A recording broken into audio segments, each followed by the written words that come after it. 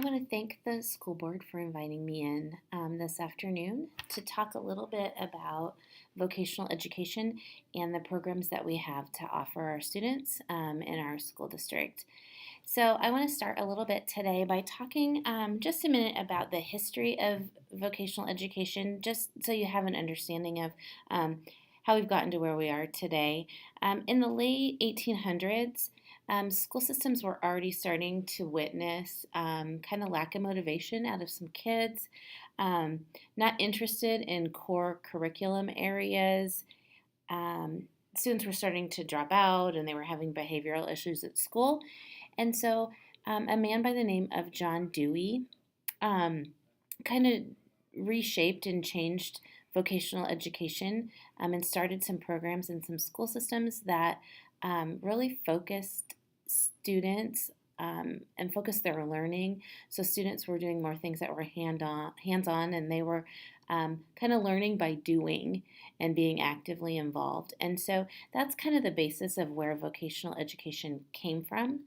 I want to talk, though, primarily today about the programs and offerings that we have in our current school system to assist those students and to motivate them and focus in on their interests and what they are most interested in doing. So I kind of have two parts to my presentation here a little bit today. I want to talk first about what oftentimes comes to mind with vocational education is how that pertains to our students that are in special education or verified with a disability. Our school system a year ago, we were able to build and create and simulate an apartment living facility. So students that have a verification, a special education verification in our district, are assigned classroom time. And during that classroom time, they report to our apartment facility and they're able to work on kind of independent living skills. They work on maintaining a living space, balancing and maintaining a budget. We take them shopping for groceries, they pay utility bills, all those sorts of things. So they really get a feel for independent living. Also, in that time, any student that's verified and on an individual education plan, once they reach the age of 16, we write transition goals and we kind of focus those on being sort of a dream statement. What is it that you want to do when you leave high school? And we start that at age 16, so we kind of know, we kind of get the ball rolling and understand what they're thinking as far as a career and what they want to do after high school. Once we know what that dream statement is for our kids, we make sure we get them registered for the correct course assignments that would help them reach that post-high school goal. We also are responsible for any job shadowing opportunities, and we include that in their individual education plan. So we make sure we're getting them on-site visits to places so they can watch and shadow people that are currently in that field. It gives them a little bit of a chance to have some hands-on maybe experience as to what the day-to-day life would be like if that was the career path that they continued on with. Another part of the special education piece as part that goes along with vocational education is we do contact Voc Rehab, which is not currently in our town but close by, and students that are verified can access those Voc Rehab services. Now, they can't access the services until they're 18, but as far as what the public school is responsible for, we make that initial contact. We get them set up, we schedule that first meeting, and it gives parents and that student the opportunity to talk to vocational rehab. They can help with applications for schools, they can help with job placement and all of those sorts of things. So it's just an extra community resource that helps those students with verified disabilities find employment after graduation from high school. So that's kind of what the vocational piece looks like as far as students with disabilities. But we also have a strong program for all of our students that are just part of the general curriculum. Starting at 7th grade in our building, Students participate on a website that's Career Connections Nebraska. And when students log in and create this account, there's opportunity for interest inventories and skill checklists. And it just starts the conversation with even our seventh graders of what sorts of things are you interested in? What are you good at?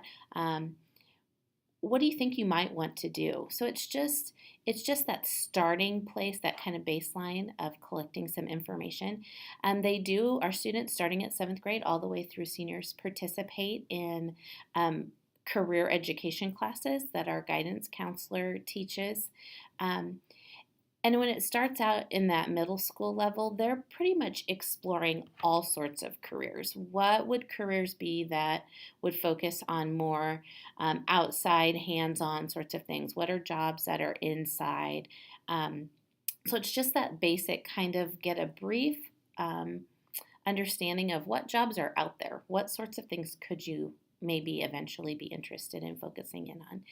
So the students participate in that career connection survey every fall. It's just that reminder, and that seed's been planted of what careers are out there. What am I interested in? What am I good at?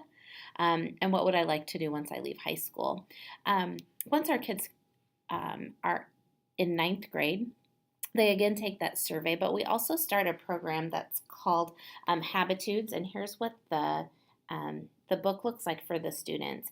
And inside this, as you can see, it's titled for Career Ready Students. So inside this book, there are activities and simulations of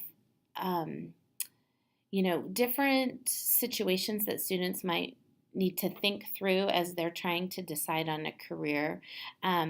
Just some things I pulled out of the book that I wanted to share with you. They talk about what skills kids need to be ready to enter the workforce. And being career ready, they really focus in the book that being career ready is more than just attending and being involved in things that are of your interest. Students are always reminded of the bigger picture of the community and how they're going to be important members of society. There has to be a balance between that technical skill that students have, as well as the academic skills necessary to be productive members of society. Part of that Habitudes curriculum also is presenting students with situations and struggles and problems, and how should they approach those in the workforce? How should they approach those situations in their careers and be productive problem solvers, critical thinkers? How can we get them to share ideas? They talk too in that Habitudes book about modeling leadership and management for those people that maybe that's what they're interested in doing. We also address personal and professional and financial well-being, and how to have a job that creates enough income to support themselves and their families.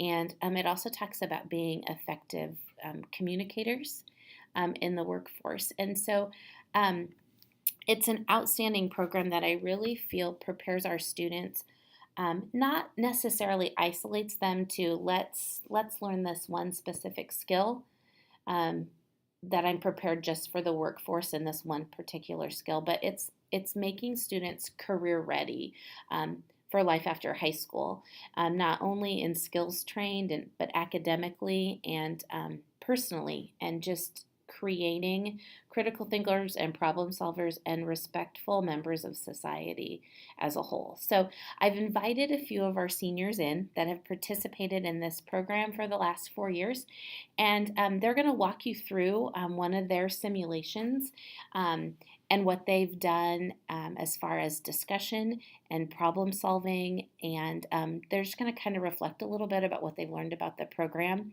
and what their plans are once they leave our building. So I hope you enjoy some time having a chance to talk with some of our seniors.